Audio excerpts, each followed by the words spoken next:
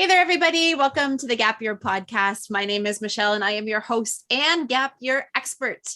On the docket today, we have two incredible guests who are here from various spheres that deal with young people and how they are interacting with their mental health and their post-secondary studies. So I'm super excited to have Mike and Steven here with me for a really meaningful conversation. But before we get too far into it, let's get a sense of who Steven and Mike are so we know where this conversation is going. So Mike, can you give us the quick and short version of who you are? What do you do? What are you bringing to this conversation today? Yeah, sure. Thanks. So my short story is I founded a consultancy, a mental health consultancy that specializes in K-12 education and workplace mental health. And we've done a lot of work in schools and in the workplace around just psychoeducation around mental health.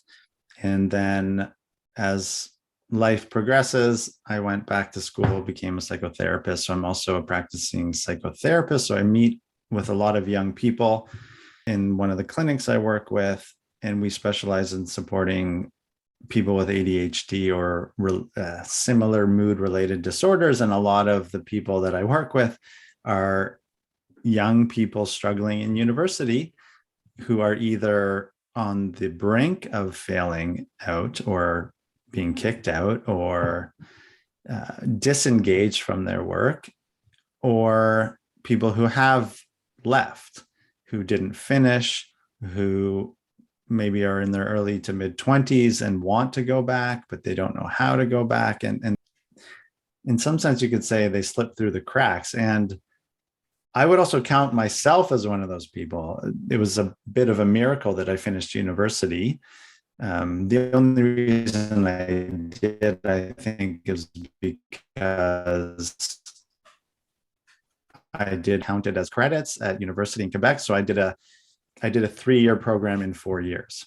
There's no way I would have finished otherwise. I had to do summer school to finish as well. So I certainly am also one of these people who would have benefited greatly from something like this.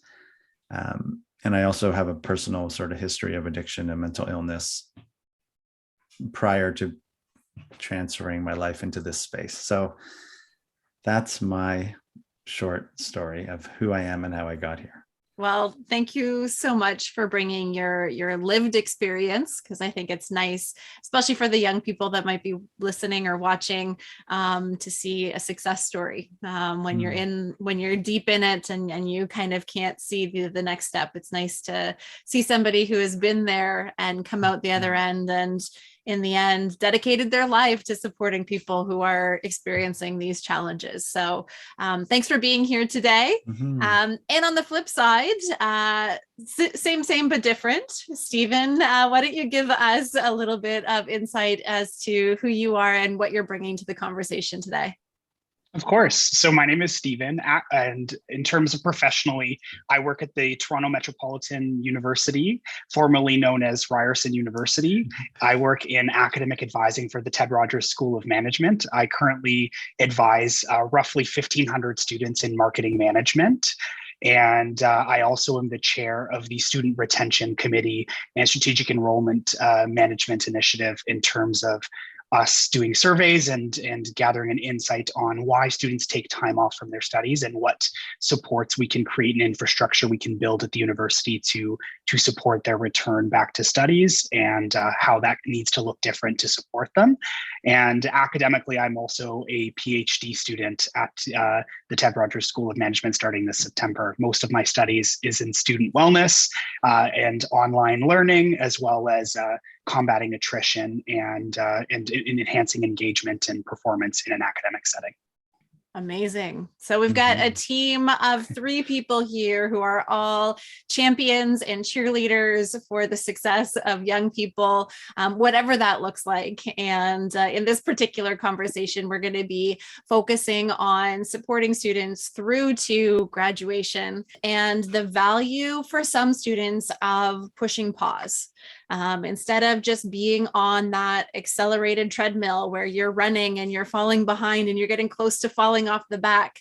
Sometimes we just need to push stop on the treadmill and regroup, get our act together again and move forward. And this can be a really scary thing for a lot of institutions where they're really measured on retention, and we're looking at graduation rates, and we want to see students through to that place where they are achieving what we're guiding them through.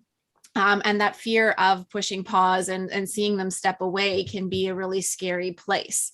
But we're going to dive in and talk about some of the things that we're seeing on campus, the things that we're seeing in young people, and then what are some things that maybe institutions might be able to do to support students who do take that leave. So my first kind of question for you guys, and we'll go with Steven and then over to Mike to finish up. What are some of the things that you're seeing in terms of trends when it comes to mental health and wellness with students on campus these days? I think a lot of people are probably seeing similar things. So I'm curious what you want to share on that.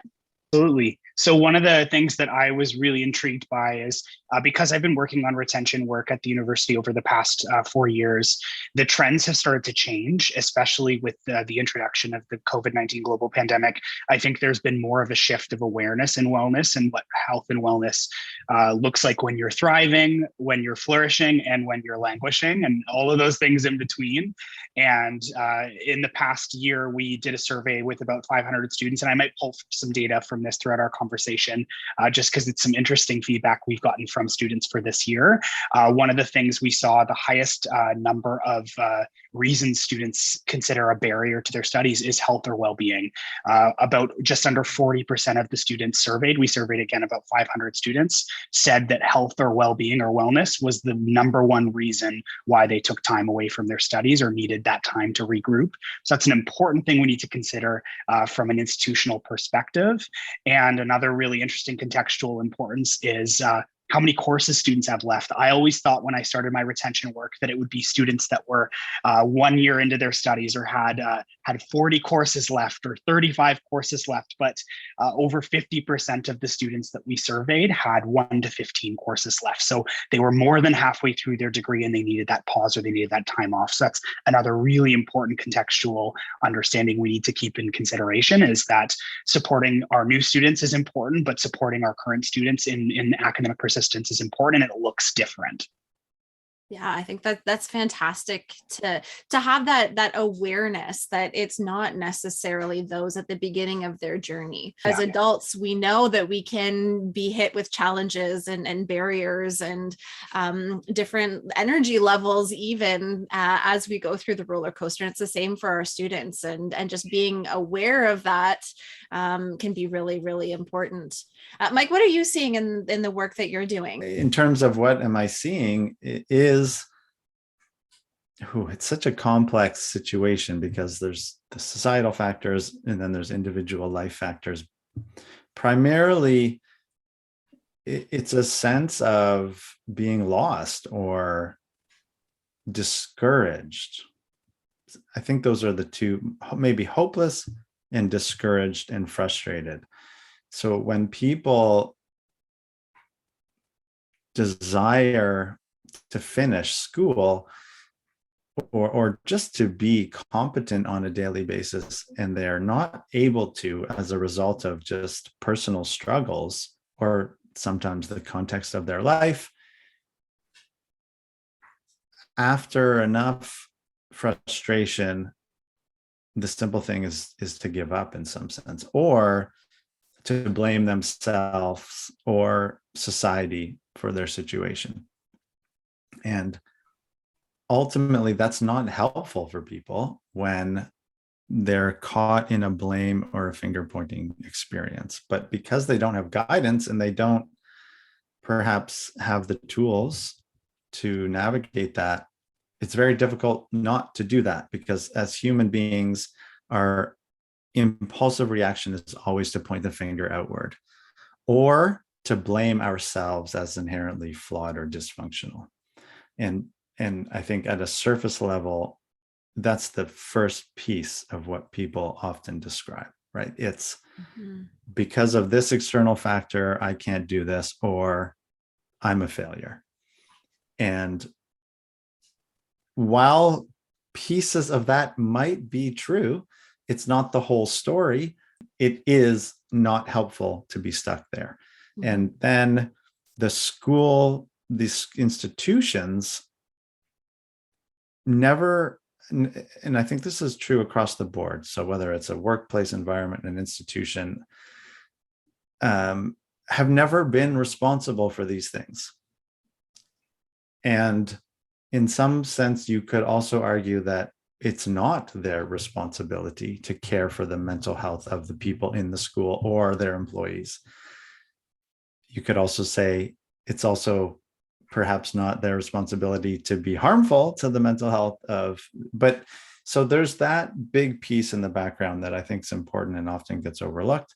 And I think we have done a very bad job at teaching young people that life is not supposed to be easy, and it's okay when you struggle. What's not okay is to blame other people or yourself, perhaps, and that you have the capacity to work through it and that you can't do it alone. And then, so with all of those moving parts, how does an institution actually provide that to someone? I don't know. And that's probably part of why we're having this discussion. I do think maybe the last thing I would say is this idea of taking a pause. I think there's one piece where if we're taught, or if we learn how to take more pauses on a daily basis, even for 5 minutes, or on a monthly basis, just taking a day to chill, that can be so helpful in the long term. And I think that's been a lost art in our society in the past 20 years, maybe longer, I'm not sure. And then, of course, the other side would be, how would we encourage people to see, and institutions to see an extended pause as actually a benefit as opposed to negative? Okay, that was my long-winded explanation of trying to pull all these different aspects into the present.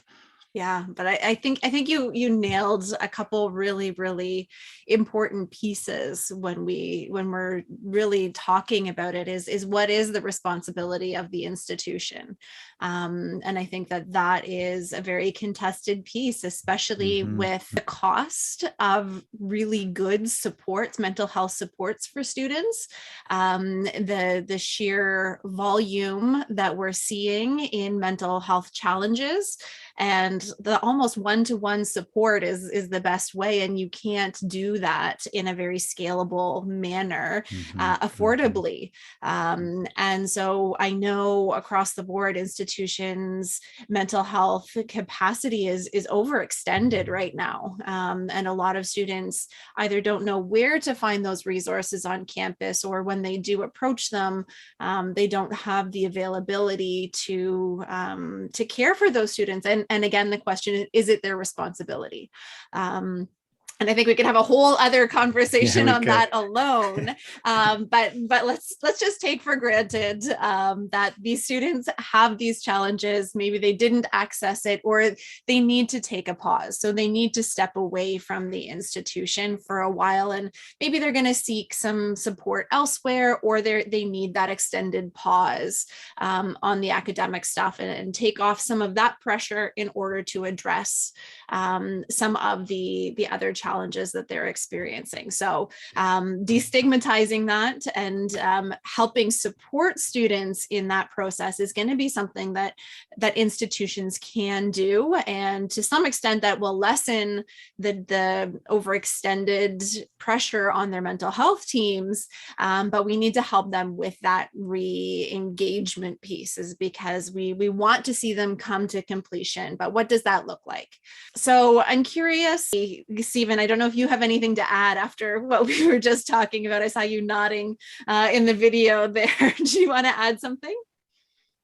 Yeah, one thing I want to just add is I read this paper, but it was by Bailey and Phillips in 2016, and it talks about how universities often create a culture of academic achievement as being the number one priority and outcome of a student's degree, and very much linked to degree persistence. So what will often happen is students will become more extrinsically motivated by academic achievement than prioritizing their own wellness or well-being, or the other priorities they have in terms of completing their degree. So what will often happen is going to that yoga class after all their lectures, or attending that wellness intervention that their school is running for them when they're academically suffering. They'll put those things to the wayside to ensure that they're prioritizing their own academic achievement and success. And in turn, what happens is their wellness and health continue to suffer, and they don't get that time and that resource balance that they need. So the academic achievement will go down, and they won't understand why, because they're constantly throwing more time and energy and resources at the academic achievement, and not understanding fully why they're not seeing the outcomes that they think they should be seeing. I think that's a great point, and something that we see with the students on a gap year, and we see them sometimes really struggle because they're not getting that external validation, that they're not receiving those grades because they've been conditioned to look for approval, to look for some sort of grade, some sort of measure of how well they're doing. And through the gap year process, they start to develop a deeper sense of that intrinsic motivation, and finding rewards in another area. And I just had a conversation actually with a gapper. She wasn't really super excited to go back to school because she wanted to start her own business. And I said, okay, well, why don't you do a little bit of both? You don't need to be a 95 student. You don't need to spend all of this time studying and acing every single one of your tests. That there can be a balance there. And that was something that was a new concept to her, because she had always had this validation through grades. And she's starting to learn what is important to her and what will keep her fulfilled and balanced in a way that she can complete her courses, and she can have these extracurricular or co-curricular elements that round out her post-secondary experience. So I think that's a great point, that there is a culture shift that we need to be addressing here. So let's say students do take a step away. Steven, what do you think institutions can do to support them in that step away that would eventually lead to their return back onto campus? What are you seeing? One thing I'm seeing that we are trying to continue to offer more of is an alternative type of learning for students to address that concern or that gap that they're experiencing for themselves. That could look like I said, a wellness intervention. We have one at our institution called Thriving in Action that we offer, that's run by a bunch of our faculty from psychology and in the Faculty of Arts, and they do an exceptional job at offering that program to students, regardless of whether they're currently enrolled full-time or they're taking time off. So that's one thing I do see students take advantage of to kind of combat that need for psychological support. What we also are seeing are students engaging in alternative learning styles like boot camp. So an Excel certificate offered through our school, or they could be taking a coding course or something like that. They get an online badge for it they can add to their resume. So some more experiential learning, I think, is taking place while students take that time off. And I think it's absolutely wonderful. And that's something that I try to point to students toward more and more, is trying to keep them engaged with the institution in a way that's positive, to remain within a very positive relationship for them, so that when they come back to their studies, hopefully, we do want to see everyone return toward completing their degree when it works for them. But we want to ensure that the relationship remains positive while they take their time away, and us supporting in them, and that is crucial. Yeah, I like that idea of having other offerings for them, because you do want to maintain that relationship, and you do want to show them that they can be successful within things that the institution is offering, because that will bolster that trusting relationship with the institution, and help them to understand that there are different ways of learning as well. So I'm really pleased to hear that, and I think that's a wonderful way to keep them engaged engaged because we want to keep them connected during this time. You don't want to just send them out into the wilderness and say, good luck, we'll see you in a year or see you in 2 years. But keeping them engaged can be really helpful. What about you, Mike? If someone was to take a year off, what are some things that they might be able to, or you would recommend tapping into?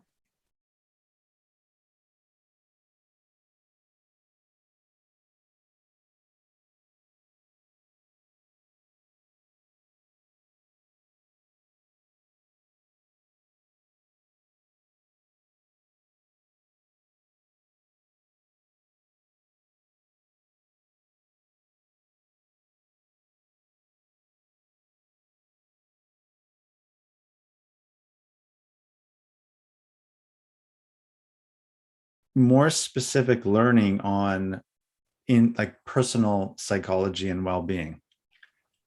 Because what happens is, and this is, I think, well documented and supported by social psychology work, is young people arrive in university without the skills to face the challenges of life.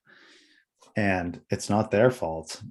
It's ours, really. It's the adults in the world that have put them in this position. So one piece might be, is it possible for universities to create courses that teach these things and have that count towards their degree?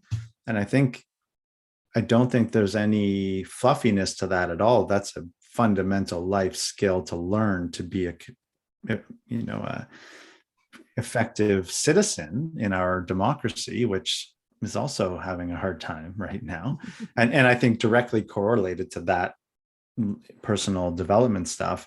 So that's just, I'm curious. I don't know, Steven, actually, does that Thriving program, do they get credits for that? Or is it more just, it's an offering to them?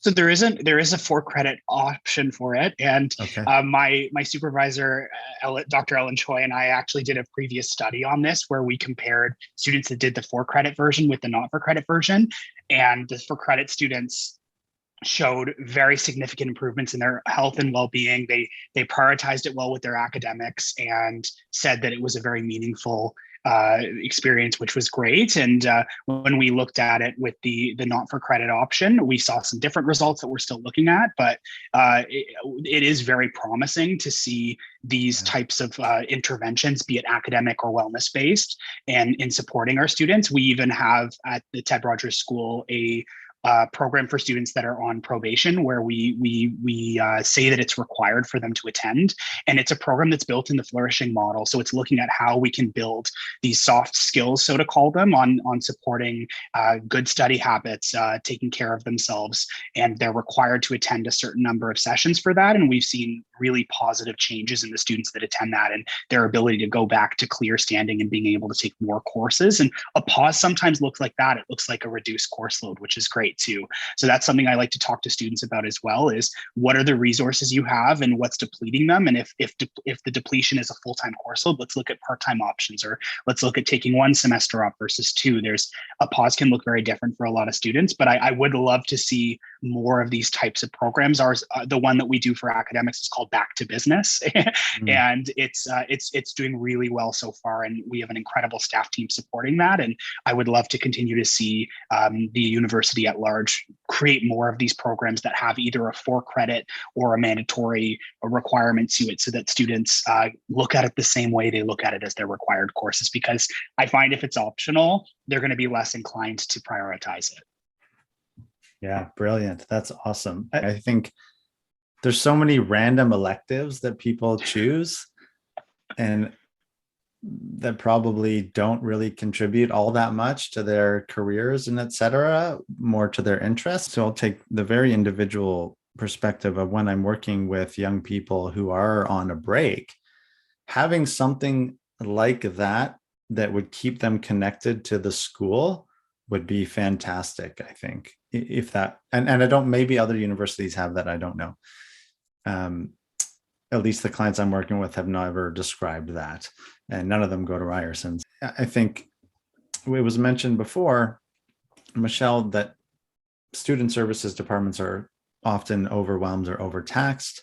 I find mixed reviews with that. So sometimes the support students get is helpful, other times it's not helpful.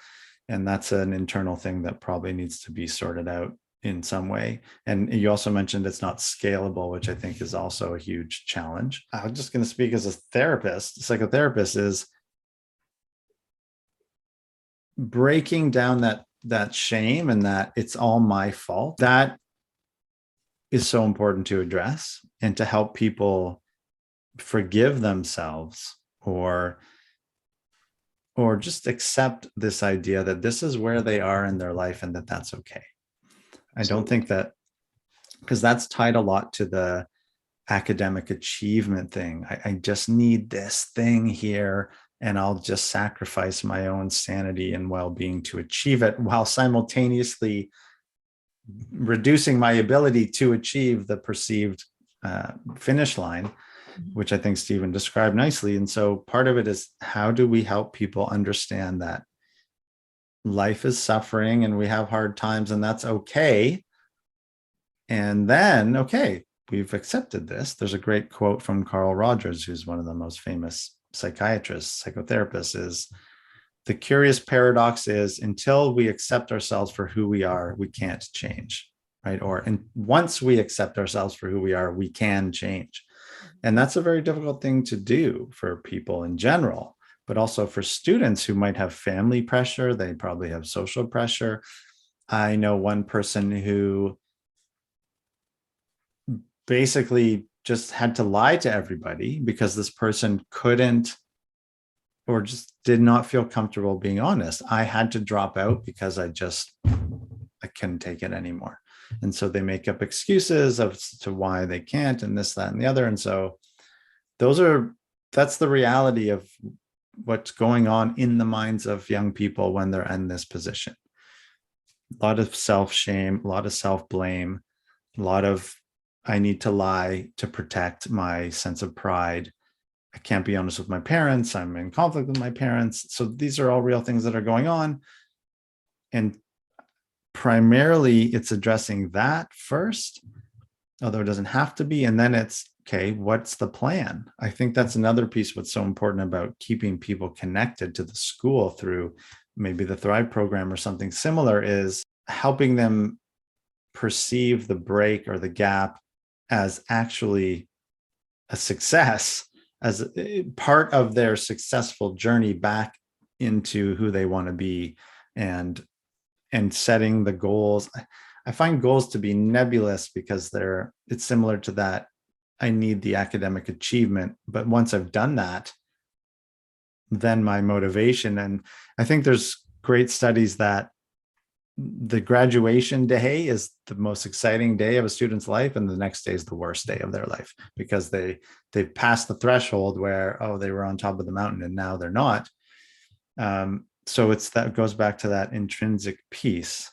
So setting a plan, we'll say, of how am I going to get back into the routine that I know is good for me and that ultimately I desire as a human being, because I want to be successful. I want to be able to perform and engage in school, but I'm just really struggling right now and I don't know what to do. I think that, and it ties really nicely with some of the work that we do at CanGap, actually. One of the things that we're working on is we've got some applications in for funding to run what we're going to call the Boomerang Project, where students who are taking a break from post-secondary come and work with us, and they work towards the Student of Leadership and Humanity Award, which is an award that we have put together where students earn various badges that level up into this overall award. And then that kind of serves as their re-entry point back into the institution. And as you were saying, like, some of the badges that they earn are all about identity, about wellness, about my future, looking at plans for the future, finding a mentor, all of these things that help to make them a stronger, more resilient person with some self-awareness and awareness of the world around them, can be really, really helpful, so that that time off is intentional and purposeful and is setting them up for success once they return back. Because like you said, without a plan, it can be very overwhelming, and you can go to stagnant places where you might not be evolving as a person and working through some of those challenges that you need to overcome in order to be ready to re-engage back in school. We're really hoping that that funding is going to come through because we've seen the way that it works with our general GAP students, but to formalize it and put it in a program and celebrate that pause in a way, and to put some credentialing around it where they can see progress, to tap into, as we were talking before, that desire for achievement, and giving them those markers that aren't necessarily tied to a grade or a marker or a level, but just personal best and personal achievement and self-awareness. It can be a really, really powerful tool. And we see our young people that have got the awards so far really come out ahead in the long run, and using it as a tool for institutions to be able to almost pass off the student. Say, okay, you need a break from us. That's totally fine, but let's get you some support so that this time is spent in a way that's constructive, that will foster your development and get you back on track. Can be really, really, really, really helpful. So I think that it's just such a beautiful conversation that we're having here. Steven, were there any other stats that came out of your study that were interesting that you wanted to share with us? Yeah, I can pull that up here. So the main things we looked at were the remaining number of remaining courses students had left, and it was over 50% of them had 1 to 15 courses left. So most of them were more than halfway through their degree, which I found was very interesting. Course delivery preference, about 68.3% of the students surveyed preferred online learning versus in person, which I found really interesting as well, because prior surveys we've done, students were really eager to come back on campus, but I think there's somewhat of an autonomy there with online learning that allows students to have more time for a little bit of flexibility as well. So I think that's something important that institutions need to keep in mind moving forward, is that flexibility of how we offer learning and how it may look different for different types of learners. For example, in studies, we've seen that mature learners tend to thrive with online learning more so than they may for in-person, because the autonomy that comes with online learning. And then the last thing is, for students that wanted to be connected with an advisor, the number one reason was to help them plan out their courses, because they felt they needed more support in figuring out what to do next. So I think that's an important piece we have to keep considering. And then the second most popular one was campus supports. A lot of students are just not aware of what supports are available to them and how to access them. A lot of our supports are also available to students on a pause, and that's something that students are often not aware of. So making sure that students are well aware of these two things, I think, is very important. Yeah, I think it's really important that as we look at students who are pushing pause, that we're creating some sort of package that really gives them all of the information that they need. Things that are available internally on campus, through the school, through the resources that are there, and some suggestions of things that they can do external to that, as well as a package upon return as well. Hey, we're so glad to see you back. Here's how we're going to make this comfortable for you. Here's how we're going to reintegrate you back into this place that you may still have some toxic feelings towards. How can we support you developing a more positive relationship? And what do we need to do? Do we need to do a reduced course load to get back into this? Do we need to connect you with a counselor or an advisor on campus? And really supporting them both in the exiting phase and in that return phase, and make it as simple as possible. Because one thing that I've seen through all the work I've done with youth is it's not that there's a lack of services out there. There's a lack of connection between the young person and the services that are out there. And they really need help navigating that. So the simpler we can make it, the more straightforward it can be, the more likely there is to be success between connecting that person with the resources that they need. I think that's so important too, because when I started this retention project 4 years ago, the process was very simple. I emailed students that weren't enrolled, said, hey, do you want to come back? And then that was kind of it. And I saw out of the students I contacted, it was about 600 that about 7% of them wanted to come back. So it was pretty low. 7%. And over the past 4 years, we've really redesigned and developed this process to be very robust. And now there's a referral process. We gather information on what the students need. We have individualized appointments with them to discuss their catered plan. And now we're seeing over 20% of students re-enrolling. So more than double the results just from us having more of a personalized touch and more of an infrastructure for support.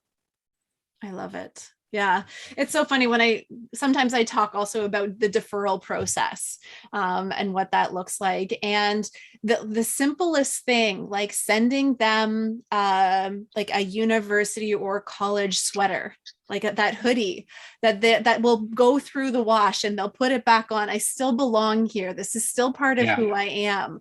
That $30 investment that the institution makes in providing a gift saying, we'll miss you. We're here when you're ready. Here's a sweater. That reminder, and it goes through the wash and it comes back. And no, I'm not ready now, but I will be, and they want me. Those little tiny things that are symbolic, but also good reminders that there is a place for you. That this can be home again for you can be so helpful.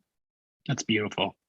This has been just such an interesting and fruitful conversation, and we do have to wrap it up. So I'm going to ask you to leave us with one piece of advice. If you could boil it down and one piece of advice for institutions who are investigating or supporting students who are taking an intentional pause, who are taking some sort of gap from their studies, what would that be? We'll start with you, Steven, then we'll jump over to Mike.